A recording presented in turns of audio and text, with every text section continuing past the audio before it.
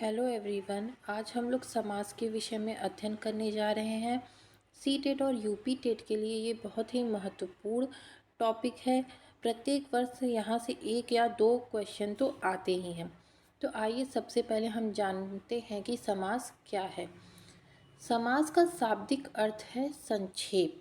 जैसा कि यहाँ पे लिखा है कि संक्षेप, तो यहाँ से एक क्वेश्चन बनता है इस लाइन से।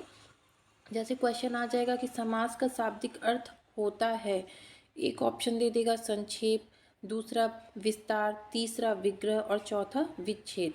तो आप इन चारों में से किसे सही मानेंगे? तो समास का शाब्दिक अर्थ संक्षेप होता है, ये तो हम जानते ही हैं, तो हम संक्षेप को सही मानेंगे। समास प्रक्रिया में शब्दों का संक्षिप्तीकरण किया जाता है। समास दो अथवा दो से अधिक शब्दों से मिलकर बने हुए नए सार्थक शब्द को समास कहते हैं। अर्थात जब दो या दो से अधिक शब्द आपस में मिलते हैं और उनसे एक सार्थक शब्द, सार्थक मतलब जिसका कोई अर्थ हो, और निरर्थक जिसका कोई अर्थ ना निकले, ठीक है।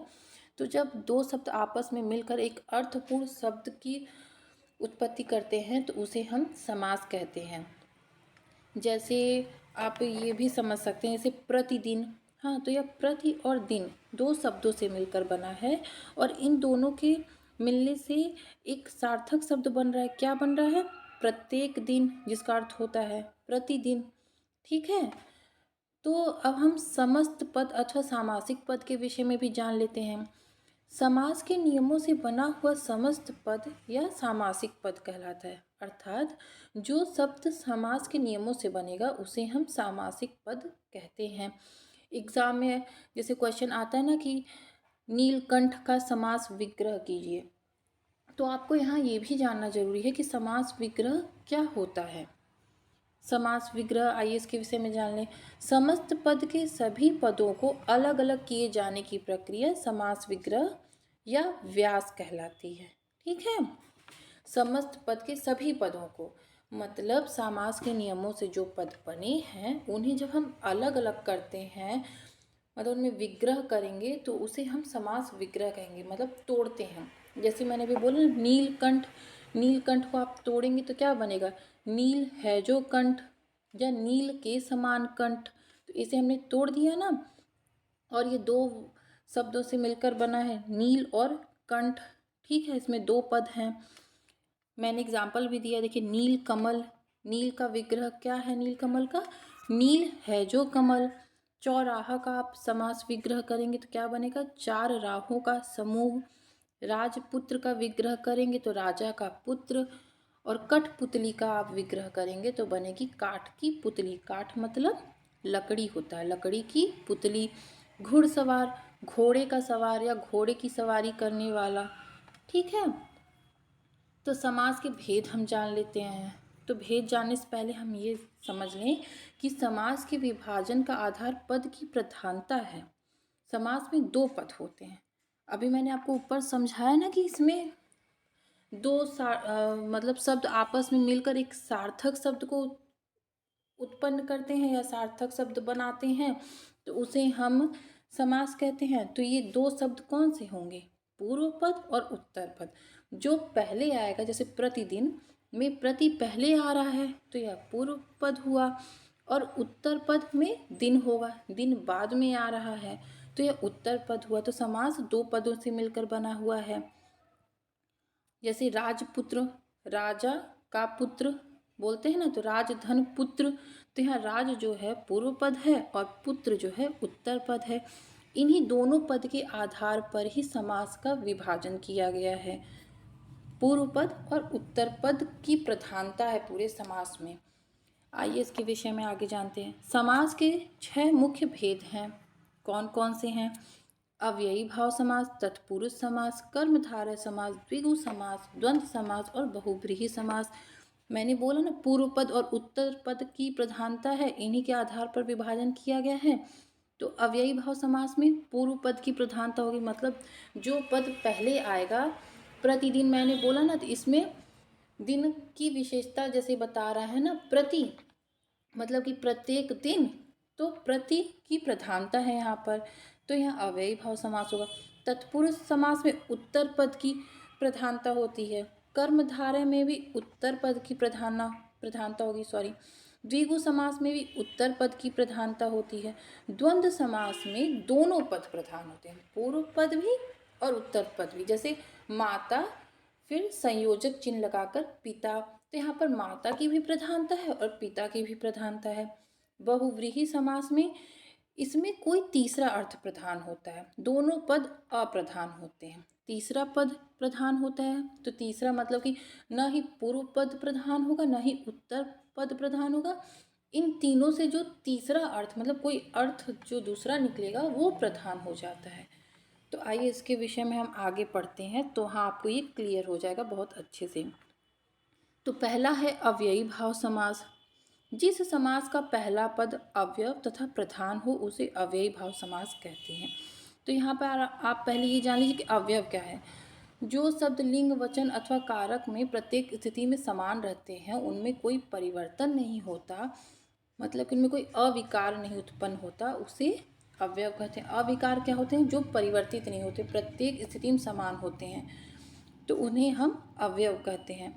आपसे जैसे क्वेश्चन यहाँ से ये भी बन सकता है कि अव्यव विकारी शब्द है कि अविकारी शब्द है, तो आप यहाँ पे बताएंगे कि अव्यव अविकारी शब्द है, क्योंकि इसमें कोई विकार उत्पन्न नहीं होगा। मतलब विकार का अर्थ होता है परिवर्तन, और जिसमें परिवर्तन होगा उसे हम विकारी शब्द कहते हैं। जैसे संज्ञा, सर्वनाम, विशेषण ये विकारी हैं और अव्यव जो है अविकारी है।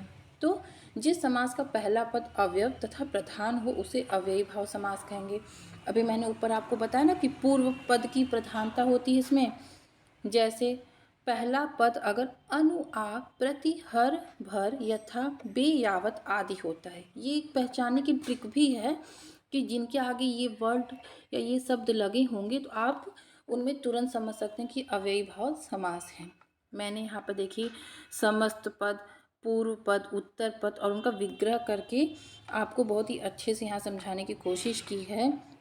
जैसे समस्त पद क्या था? समास के नियमों से बने हुए पद को हम समस्त पद कहते हैं। समास में दो पद से मिलकर बने होते हैं, पूर्व पद और उत्तर पद, और उनका विग्रह जब करेंगे मतलब उनको तोड़ेंगे तो क्या अर्थ निकलता है। तो पहला है प्रतिदिन, तो इसमें पूर्व पद है प्रति, उत्तर पद है दिन, और इसका विग्रह है प्रत्येक दिन। तो यहाँ प्रत्येक मतलब पूर्व पद की प्रधानता है ना, तो अव्ययी भाव समास हुआ।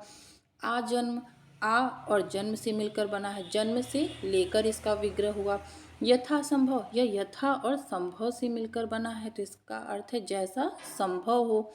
अनुरूप, अनु धन रूप, रूप के योग्य इसका विग्रह हुआ। भर पेट, भर धन पेट मतलब पेट भर के। प्रतिकूल, प्रति धन कूल, इसका विग्रह है इच्छा के विरुद्ध। हाथों हाथ, हाथ धन हाथ, हाथ ही हाथ में इसका विग्रह होगा। बेशर्म मतलब जिसके पास कोई शर्म ना हो, हम लोग कॉमन बोलचाल की भाषा में बोलते हैं ना, बेशर्म है वो इंसान। तो बे इसका पूर्व पद है और शर्म उत्तर पद है। विग्रह क्या हुआ?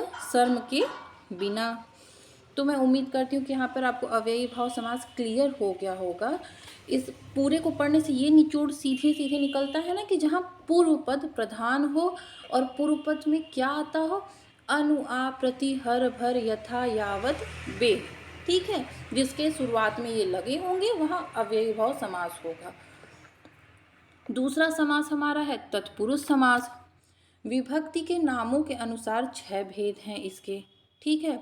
पहला है कर्म तत्पुरुष, इसे द्वितीय तत्पुरुष भी कहते हैं। आप कारक में जब इसे पढ़ेंगे तो आपको विभक्ति यहाँ पे अच्छे से क्लियर होगी कि इसमें कौन सी विभक्ति होती है। जैसे कर्ता ने कर्म को करण से, तो कर्ता में प्रथमा विभक्ति, कर्म में द्वितीय विभक्ति और करण में तृतीया विभक्ति होती है।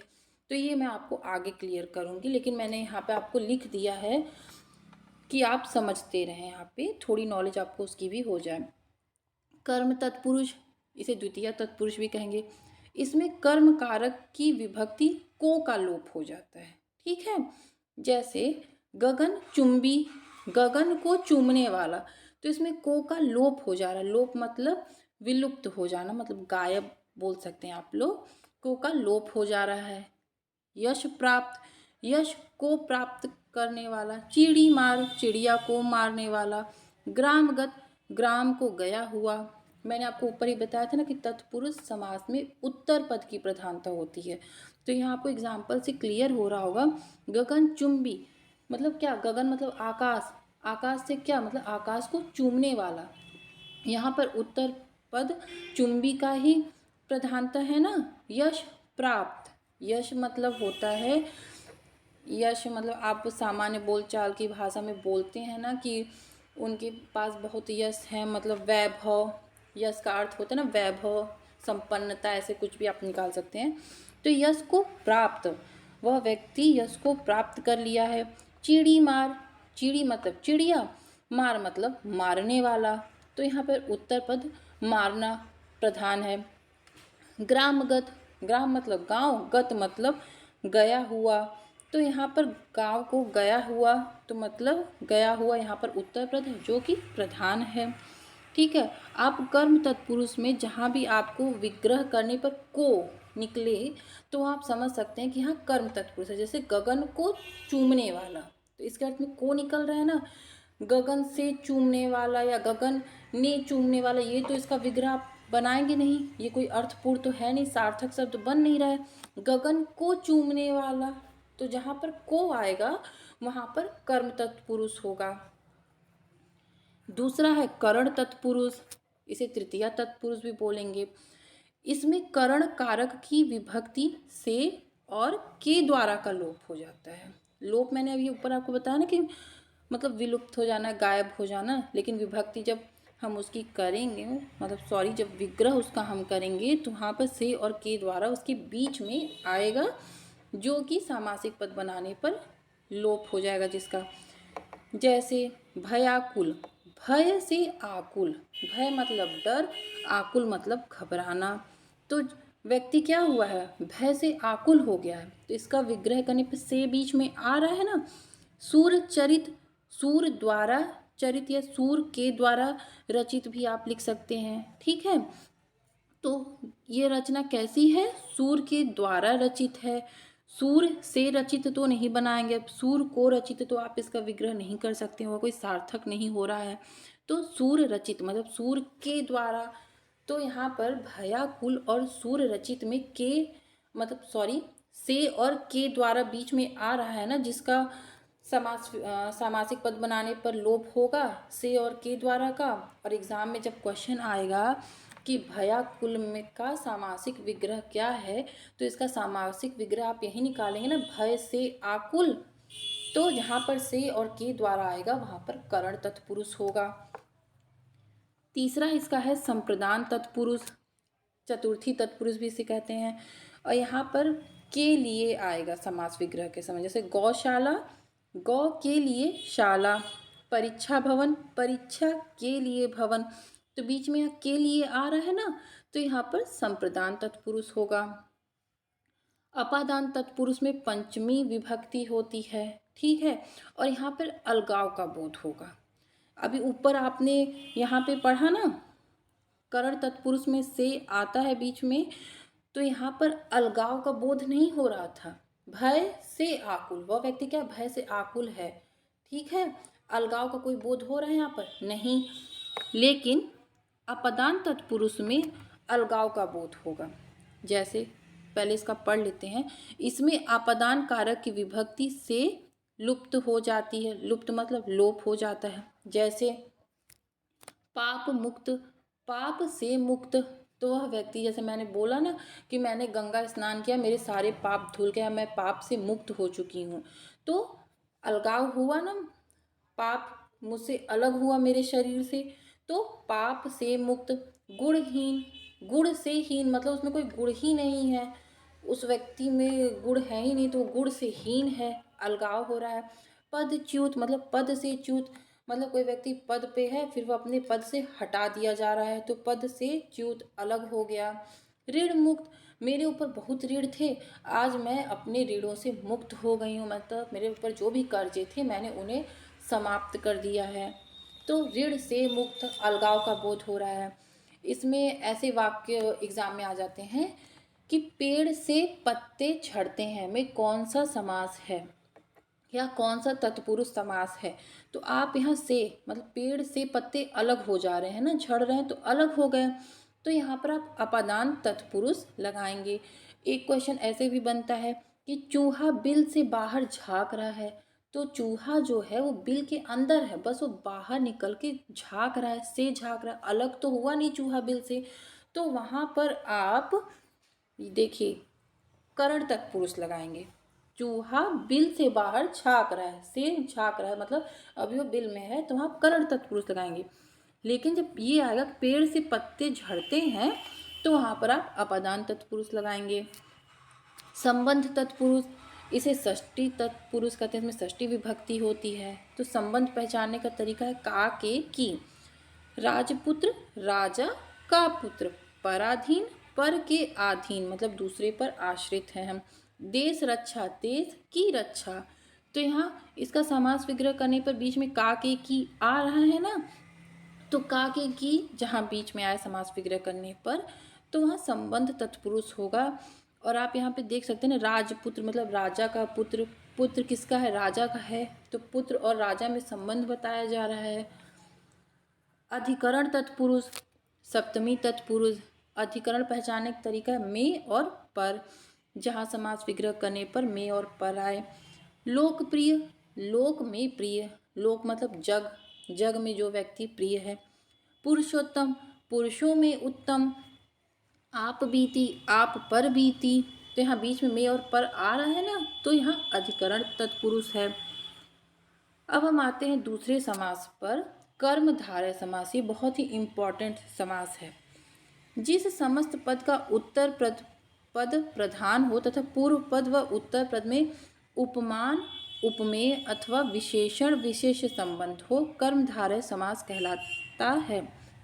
मैंने आपको पिछले वीडियो में विशेषण विशेष्य के विषय में बताया है कि जिसकी विशेषता बताई जाती है उसे विशेष्य कहते हैं, और जो विशेषता बताई जा रही है उसे विशेषण कहते हैं। जैसे वह लड़की सुंदर है, लड़की विशेष्य है और सुंदर विशेषण है। ठीक है। उपमान और उपमेय भी इसी तरह होगा। जिसकी उपमा दी जाएगी उसे उपमेय कहेंगे, और जो उपमा दी जा रही है वह उपमान है। ठीक है। जैसे लड़की उपमेय हो गई, सुंदरता उसका उपमान हो गया। यहाँ पर पहचान कैसे करेंगे, विग्रह करने पर दोनों पद के मध्य में है जो और के समान आदि आते हैं। ठीक है। तो इसका एग्जाम्पल देखते हैं, कमल नयन। तो इसका विग्रह करने पे क्या आएगा, कमल के समान नयन। कमल को नयन तो आएगा नहीं, कमल के द्वारा नयन होगा नहीं, कमल के समान नयन या कमल है जो नयन। आप ये दोनों इसका विग्रह करके देख सकते हैं।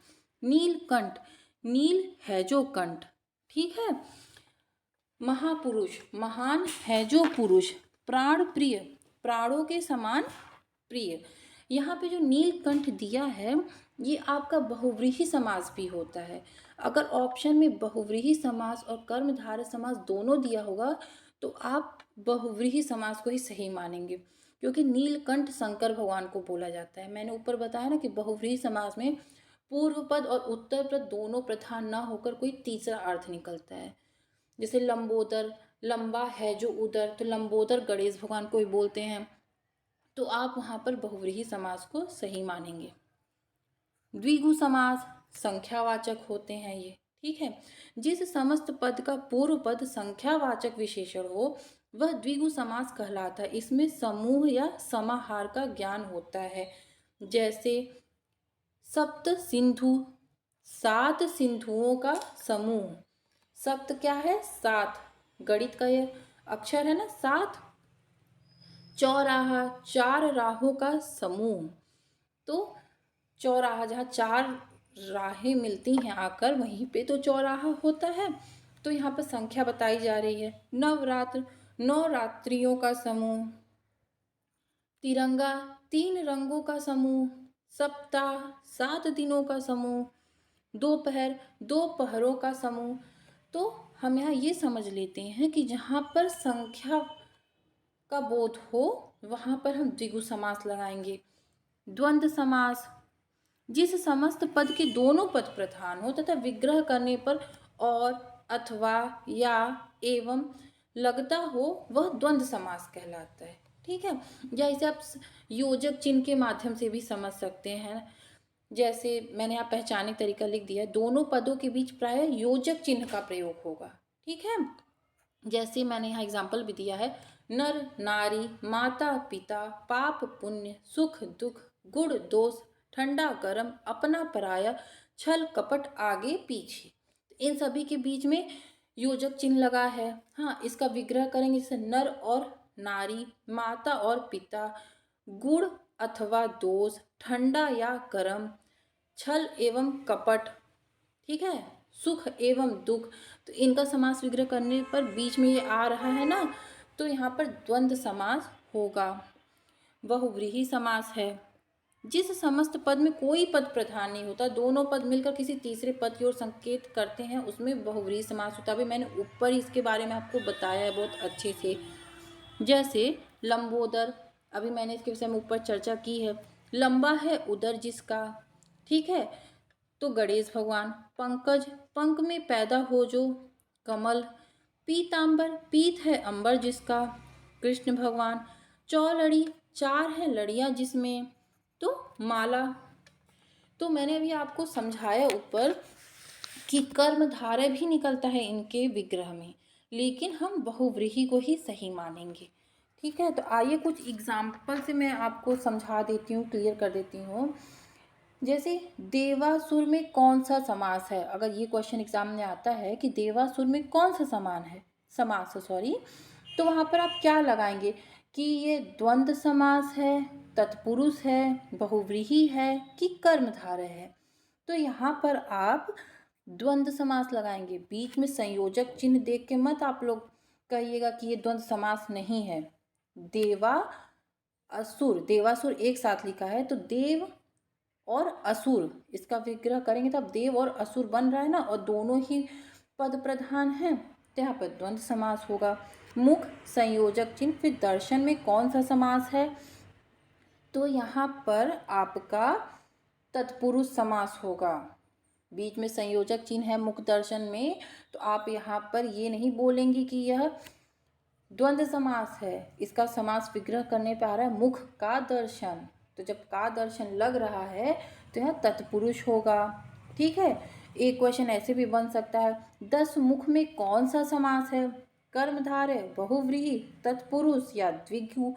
तो आप यहाँ पर बोलेंगे कि यहाँ बहुव्रीहि समास है। मैंने बोला ना कि 10 मुख, 10 हैं जो मुख, कर्मधारय समास का विग्रह हुआ, और बहुव्रीहि में तो इसका तीसरा अर्थ निकलेगा। तो यहाँ पर कर्मधारय और बहुव्रीहि दोनों एग्जाम्पल में दिए हैं, लेकिन आप बहुव्रीहि को ही सही मानेंगे। पंचवटी में कौन सा समास है, नच समास है कि बहुव्रीहि है, तत्पुरुष है कि कर्मधारय है, लेकिन आप यहाँ पर बहुव्रीहि को सही मानेंगे। ठीक है। यहाँ पर ऑप्शन में आपको द्विगु समास तो दिया नहीं है, जैसे पंचवटी, पंच यहाँ पे लग रहा है 5 संख्या का बोध हो रहा है, तो यहाँ पे द्विगु तो ऑप्शन में दिया नहीं है, तो आप यहाँ पर बहुव्रीहि समास को सही मानेंगे। लेकिन अगर ऑप्शन में द्विगु दे, बहुव्रीहि ना हो, वहाँ पर ऑप्शन में बहुव्रीहि की जगह द्विगु होता, तो आप द्विगु समास को सही मानते। तो उम्मीद करती हूँ कि आज आपको समास का ये चैप्टर बहुत अच्छे से क्लियर हो गया होगा। तो आज के लिए थैंक यू।